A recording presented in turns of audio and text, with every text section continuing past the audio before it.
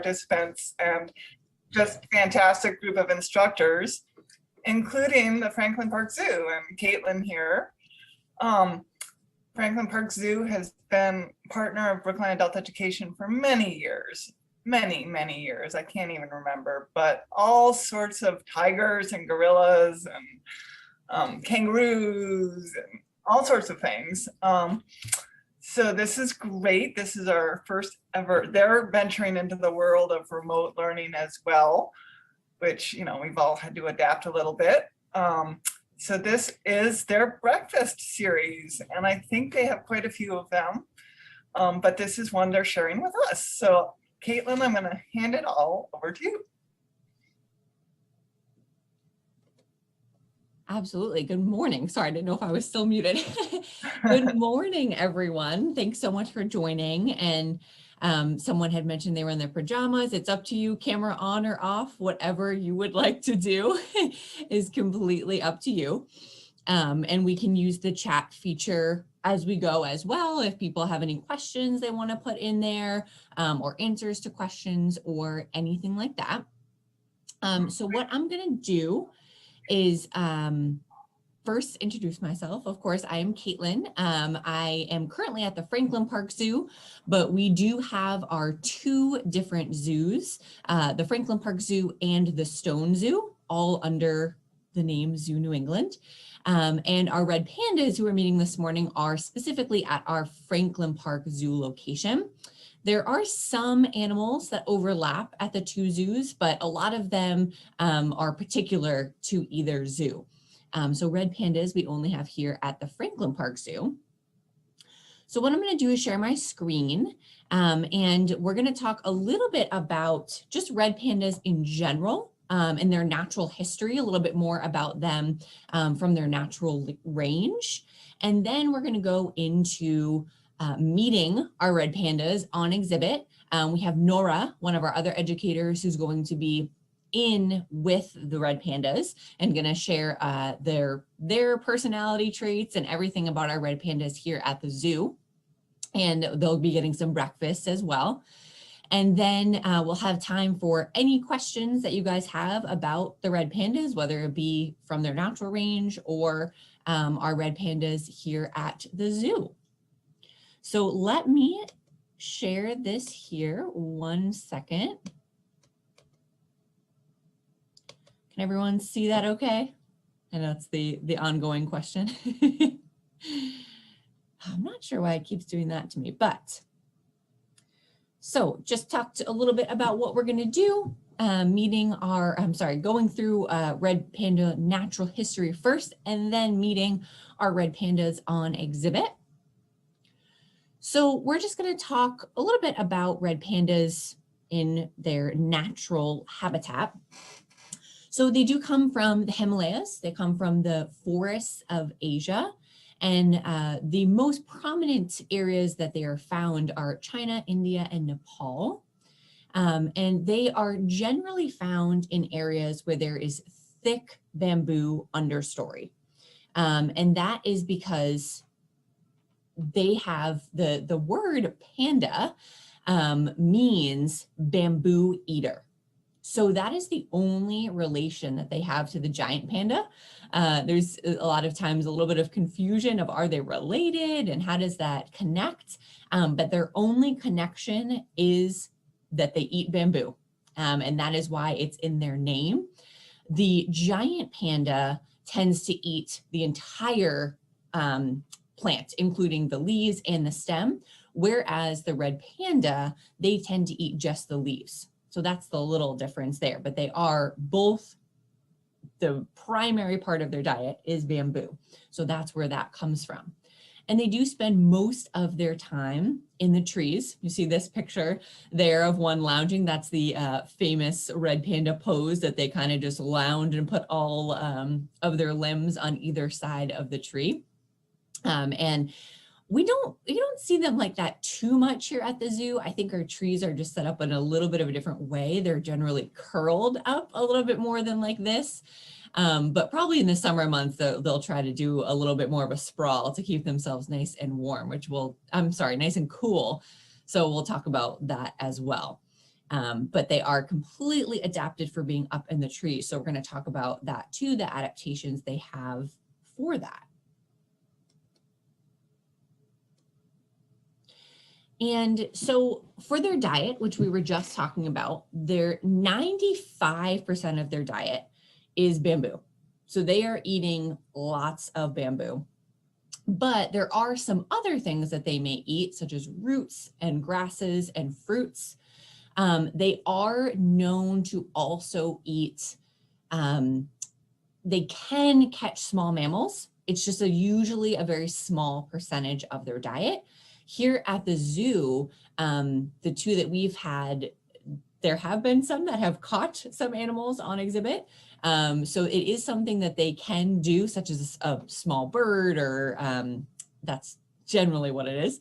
But they generally do eat mainly bamboo. And here, because we're in New England here, they tend to eat a lot of bamboo in the winter months when they're much more active. And in the summer months, they tend to eat much less because they use much less energy. They try to stay as cool as possible. And when we go into exhibit with them, Nora will talk, a little bit more about that as well. Their size is about 6 to 14 pounds. A lot of people will ask, like, what do they compare to? And it's about a house cat is really the size of what they are. And then their lifespan is about 12 to 15 years. So before we go on to the next slide, I just want to show you here, and we can, I know since I'm sharing a screen, it might be a little tricky to see, so we could take a look at it after, but we have a skull here that shows the red panda, a model of the red panda skull. And the reason I wanted to show you is because their teeth are very interesting for the amount of bamboo that they eat. They're very omnivore-like. And so there's a lot unknown about red pandas, and there's a lot of research that's still going on about them, but it is believed that they used to eat a lot more meat. And so their teeth kind of reflect that. And their stomach is almost, at least for what we understand, is almost similar to a small carnivore stomach, even though they're really not eating a lot of meat. So their thoughts are that they used to be much more heavy meat eaters. And as time progressed and they evolved, they have become much more of plant eaters and spending a lot more time up in the trees, so that their behavior has changed, but their physical structures are still a little bit to what they used to eat many, many years ago. Yeah. So there's I've told people they could put a question in the chat. Absolutely, yeah. So there's a question of what other animals are they related to? That is a great question. So red pandas are in their own family called Aluridae. And scientists tried to classify them in with raccoons. And a lot of that had to do with physical appearances. And what they found after more genetic and DNA testing, they didn't really fit into that family. So they are their own family. There's no other species in the family Aluridae. It's just red pandas.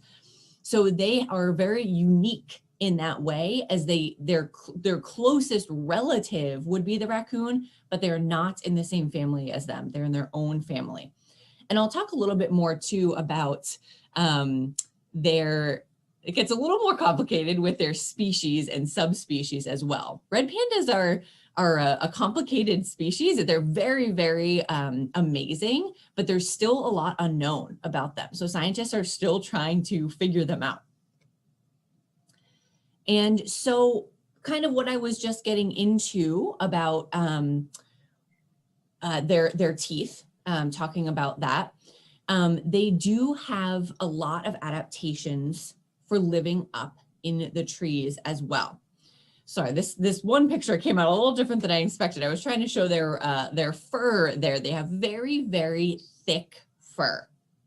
And so that is something that helps them stay warm in the mountains, in the Himalayas. But here in New England, it of course gets quite warm in the summer months. So in the summer months, we try to keep them as cool as possible, because typically it wouldn't get as warm in their natural range as it does here at the zoo. Some of their other adaptations are their claws. They do have claws to help them to climb, their tail to help them to balance. And then you can kind of see, and we'll hopefully see when we get in with the red pandas, they have lots of whiskers. Might be a little easier actually to see on this picture here. Lots of whiskers around the front of their face there to be able to feel as they're navigating up in the trees. That's what those whiskers help them to do. And Nora, when we go into the exhibit, is going to be able to highlight those adaptations on our red pandas. So this is the piece that I was talking about here, where it's a little complicated. So I won't go too deep into it. But there are 2 subspecies of red panda. So basically what that means is, we don't know exactly how long ago, but a very long time ago, there was a separation in their habitat. What we understand is it was a river, and their two pockets of these red pandas were separated. So they basically became their own subspecies. They were only breeding with each other. So they were still red pandas, but they of course were now not interbreeding with each other. So they were considered 2 different subspecies. Now what they're learning is there's a potential it's 2 different full species now. So they're doing a lot of genetic and DNA testing on that. So that's basically new research as of 2020, is that they're basically, scientists are on the fence. Are they a subspecies or are they 2 completely different species? And the reason that that's important is because right now, which we'll get into in a second, their conservation status is classified as 1. But if they were to be 2 completely different species, each would have their own conservation status and own conservation initiatives. Whereas right now they're considered 1 because that's what we know. That's what we knew. So there's 1, and we actually have both of these subspecies at the zoo. So we'll talk about that, of which one we're going to be meeting today as well. So there's 1 that's found in more commonly in Nepal and India, and that's what's called the Himalayan, that's the kind of common term for it, panda. And then the Chinese panda, which is found more, of course, in China.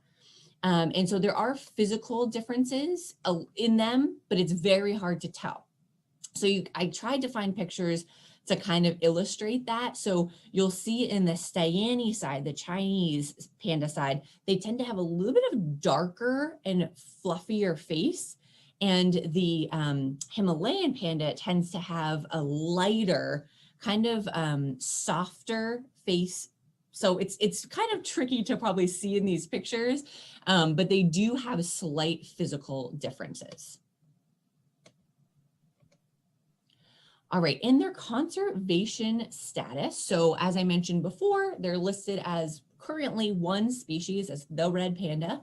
So they are considered to be endangered. And their major threats is number 1 being habitat loss, and also human interference and poaching. So there is a lot of hunting that goes on with the red pandas, a lot of it to do with their fur, either getting their fur or their body parts. So that is something that is a huge threat for them. And also just the amount of habitat that is being cut down where they are for basically humans. So that is another huge factor for them. And I put right down at the bottom here, Red Panda Network, because that is an organization that is working with them on the grounds in their habitats to help protect them. So protecting their their actual habitat, but also working with the local people who live there to educate on the red pandas, that they are endangered, that we do need to save them, to hopefully decrease that human interference and that poaching, so that the local people can understand why it's so important to help save the red panda for the ecosystem. All right, so in just a minute, we're going to meet the red pandas.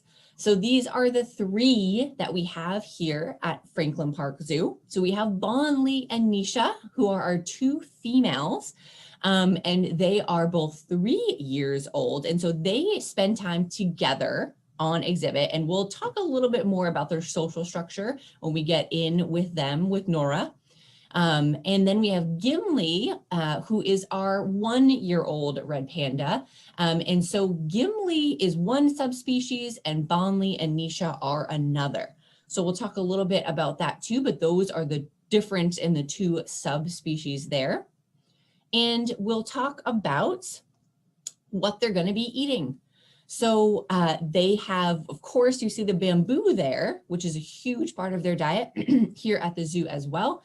And their special treats, well, apple is something that they do get daily, but there's special treats that we give them when we go in for tours like this is grapes and raisins. So that is what they're going to be working for today.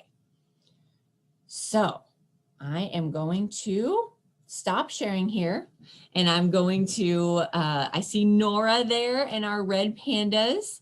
So what we can do is, Monica, if you just mind spotlighting them for everyone. I don't think I can do that for some reason. I don't know how to do that myself. Let's see. Oh, perfect. There they are. So here are our 2 girls together, as you can see. So Nora, if you want to tell us a little bit about these 2 red pandas. Sure. So these are our 2 girls, Bonley and Nisha, and their keeper, Angie, who is feeding them some raisins this morning. So I already saw some questions come through, but if you guys do have questions, feel free to put them in the chat. And then Caitlin, you can interrupt us to ask those questions. But these are our 2 girls, and they have been very into the raisins this morning. And I'll let Angie tell us a little bit more about these 2 and their life here at the zoo and all about them. Yeah, so hi guys. This is Nisha over here on the left and Bonley on the right. These 2 both came to us from different facilities. They're unrelated females, but they've been together since they were about a year old, and they do really well together. They do sometimes squabble over snacks, which you might see while we're out here, but they do spend a lot of time snuggling and sleeping together and playing together as well. Now, red pandas are naturally solitary, so they don't tend to need to have companionship in zoos. They do pretty well on their own, but they do well when introduced together as well. So you can tend to have same groups. And it's nice that they can kind of go either way. These guys aren't super playful all the time. They tend to get less playful as they get older, like most animals, but they do still have their periods of play, and they'll wrestle together as well. Asia, can you come back up? So like they said, one of their favorite snacks is raisins. We do a lot of training here at the zoo, and it's all positive reinforcement based. So they're not going to do their training if they don't want to. And that means they need to have a food that they really like to do that. And it actually took us about 1.5 years of having Nisha to figure out that she likes the raisins, because most of our pandas train for grapes, and Nisha does not actually like grapes. So we tried a lot of different foods with her before we learned that she likes raisins, which are just dried up grapes. So now Bonley likes them as well. So it's pretty nice that we can come out with those pretty easily and feed both of them. And you can see Nisha is displaying that gripping behavior these guys have. So one of their special adaptations is they actually have an extension of their wrist bone, and it helps them grip onto those stalks of bamboo to eat it. So that's actually a good adaptation for them, and it's a good behavior to get them to illustrate because it's exhibiting those natural behaviors. Come all the way back up. So when you talk about training them, can you tell us some of the behaviors that they get trained to do and why we do that with them? Yes, so these guys are trained to do a variety of behaviors, and most of them, so those are their squabbles. Most of them are medically based, so we train them to get vaccines. Just like your dog or cat would, these guys get rabies and distemper every year. And basically, they'll be getting their snacks like this, and the vets will come up and give them a poke in their hip, and they won't even realize they're getting it until it's all done. So it keeps the behavior really stress-free for them and keeps them as calm as possible. And we practice here as keepers by just having a second person kind of poke them while we're doing this training. So they're used to that touch and it doesn't upset them. But they also do things like Gimli's mother was here at the zoo and she was ultrasound trained. So she was able to stand up and let us touch her belly.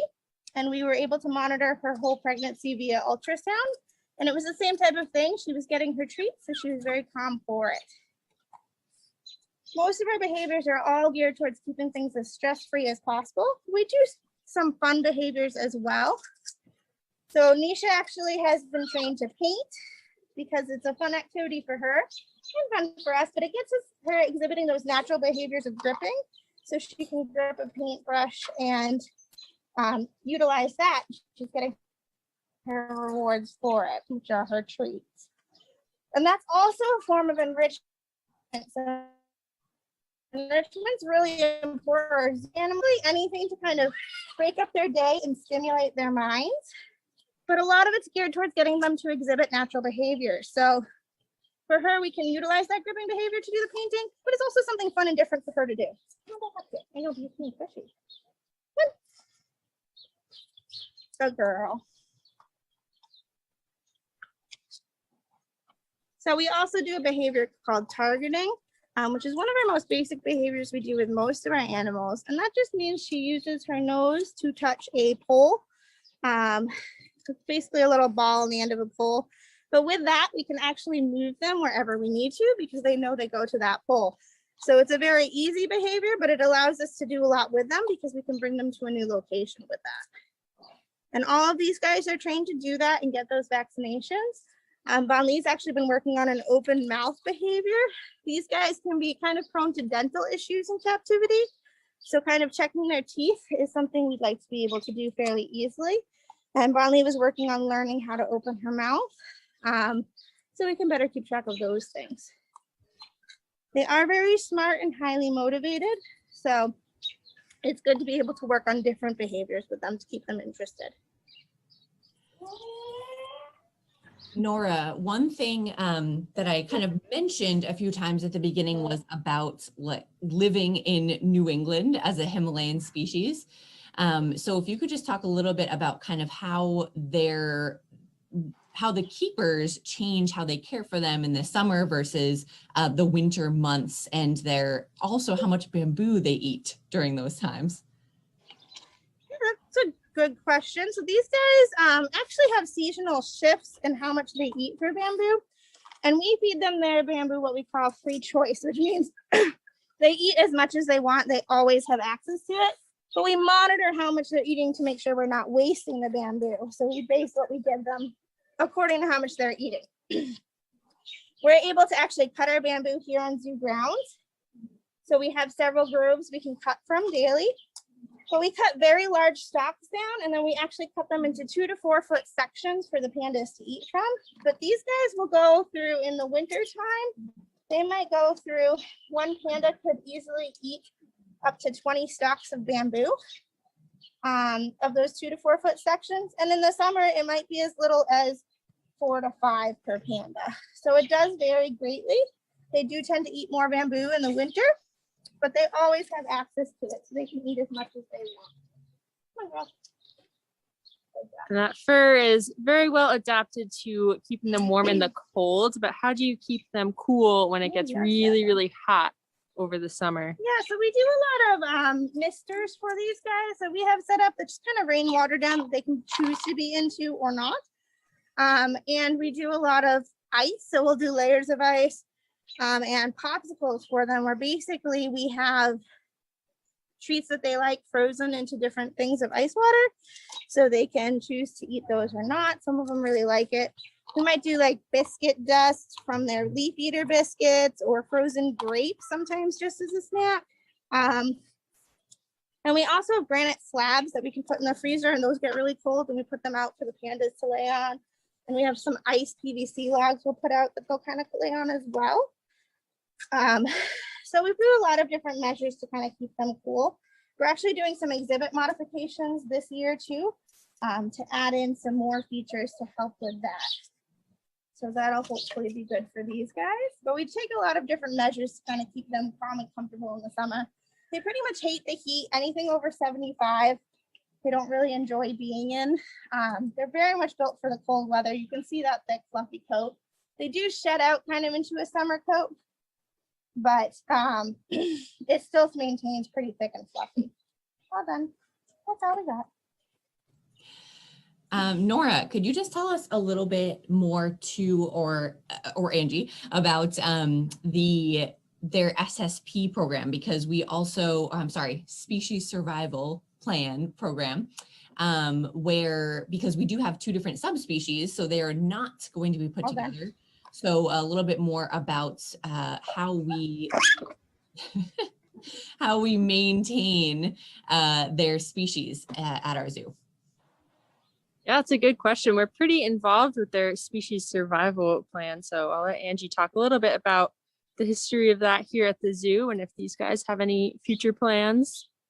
Yeah, so the SSP is a program that's run by the Association of Zoos and Aquariums, and we have them in place for most endangered animals within zoo facilities. So we are a part of that program with Red Pandas. And Gimli, our younger cub, was born through that program. So his mother and father were part of that program that we had here at the zoo, and they bred here. And he was actually their second cub that they had together through that program. And what that program does is they sit down and kind of organize what panda is at what zoo based on genetics and that zoo's needs. So if a zoo has what they think of as too many pandas, they can put in a request to place some. If a zoo would like to bring in pandas to breed, they can put in a request for that. And AZA will sit down and kind of organize what pandas go where based on genetics. So you don't want to over-represent any genetics. So we wouldn't want to breed the same pandas together too many times because then you're getting a large amount of the same genetics. And you don't want to breed more valuable pandas with more valuable pandas. So they're all kind of based on a different number scale. And like a 1 and a 1 would be very desirable genetics. And it kind of goes based off of that. So these 2 are based on a hold stasis right now, which means they're not in a breeding program.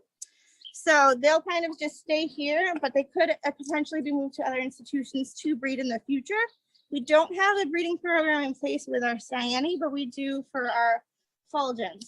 So at the moment, we only have Gimli for the Fulgens, but that could change in the future.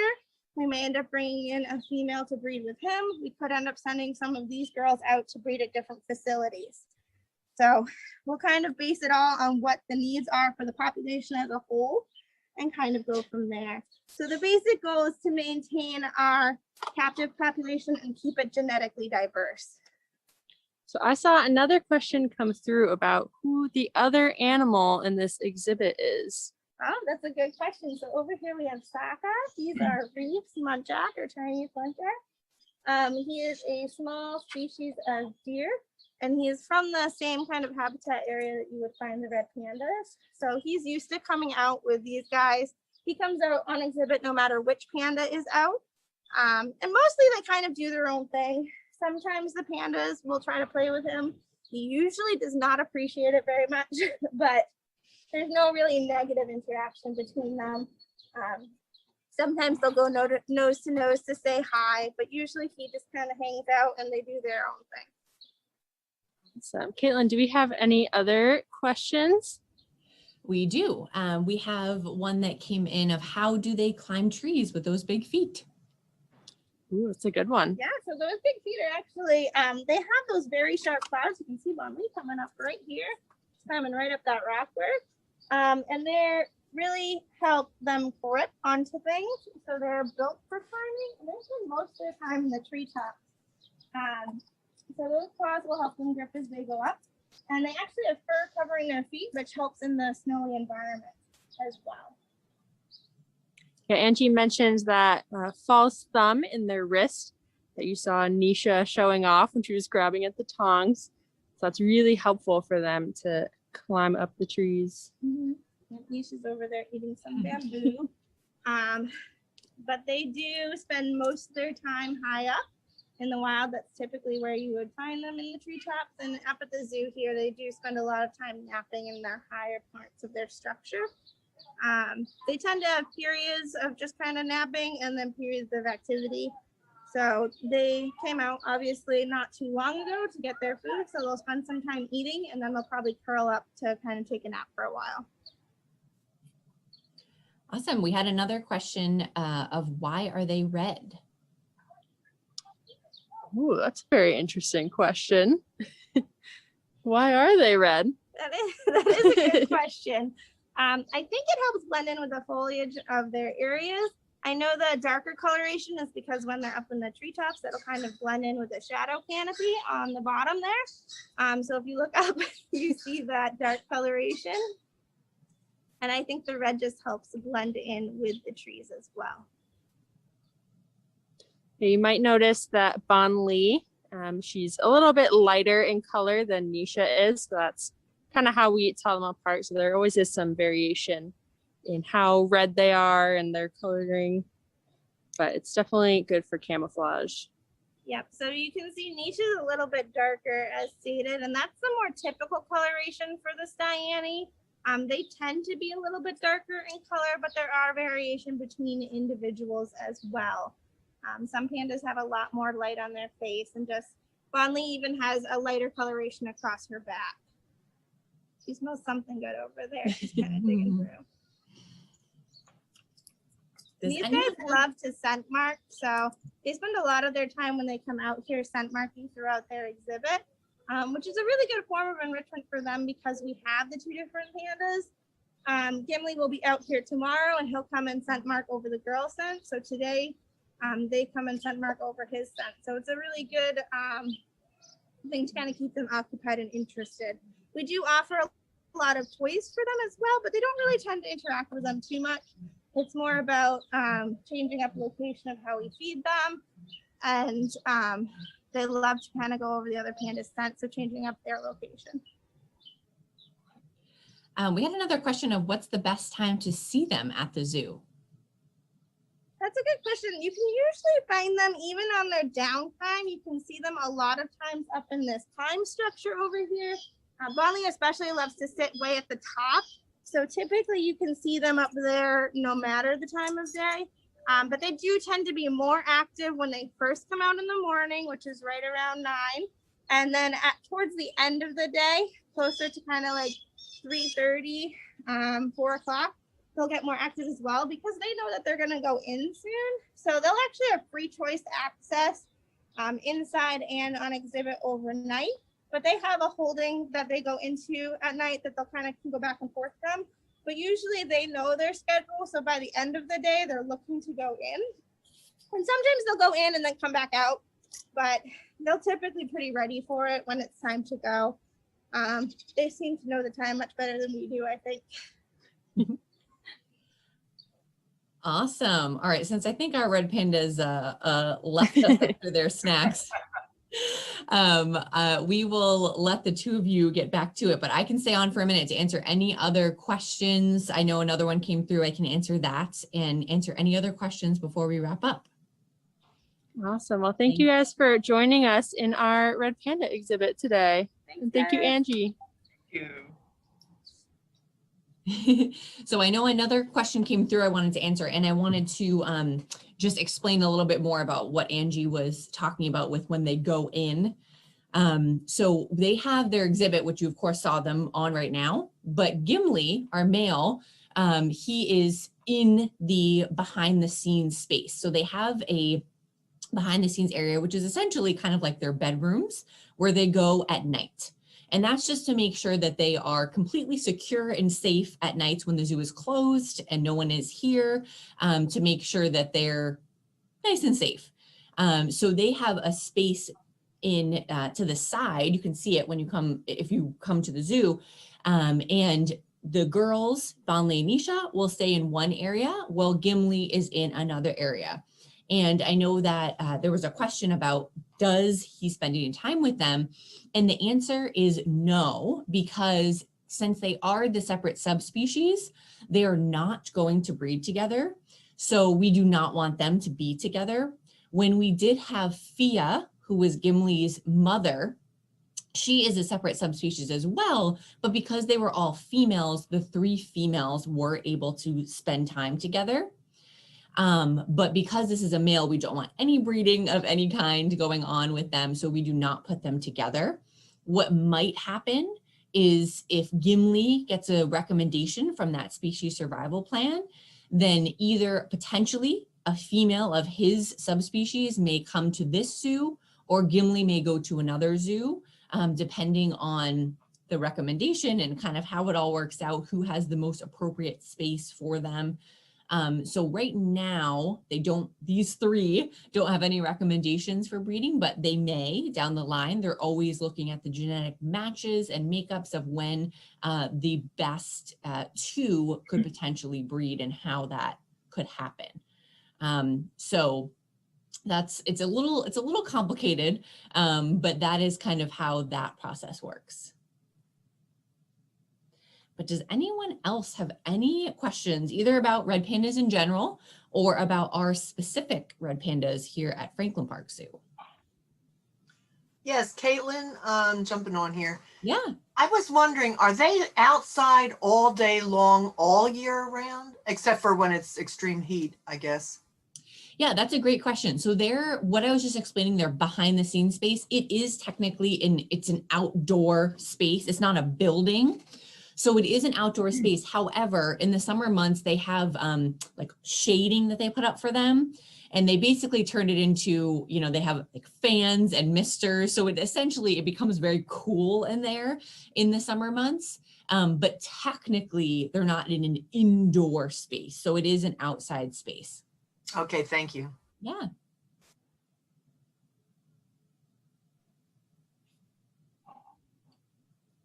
Any other questions from anyone?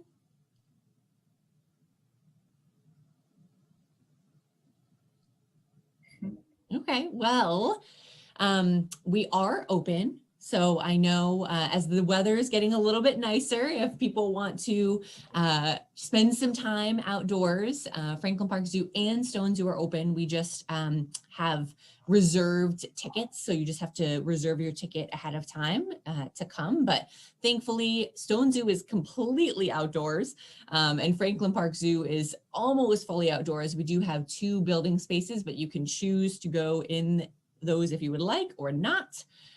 So there's a lot of outdoor animals for you to see if anyone is interested in coming and potentially visiting our red pandas. You'll see them on exhibit. And thank you all so much for joining us this morning with our red pandas. We really appreciate it and hope you enjoyed seeing them. They sometimes, as you saw, get a little feisty with each other to get their food and their treats. But I hope you enjoyed getting to see them and meet them. Oh, they're adorable. Thank you. Thank you very much, Caitlin, and thank you very much to the zoo. Yeah, thank you so much. I hope you guys enjoy the rest of your series on here. Oh, please join us. Thank you so much, ladies. So everyone, we're wrapping up a little early, but our upcoming class this morning is Uncommon Perspectives on Personal Finances. And Amy Lampert has called it zippy and fun. So we will definitely have fun in that one if you choose to stick around. Otherwise, thank you so much for joining us and come back for some other events. And Festival of Learning is a roaring success for seems like everyone so far. Thank you. Okay, thank you. Bye. Thanks, everybody. Bye, Caitlin. Nice to meet you. Bye-bye.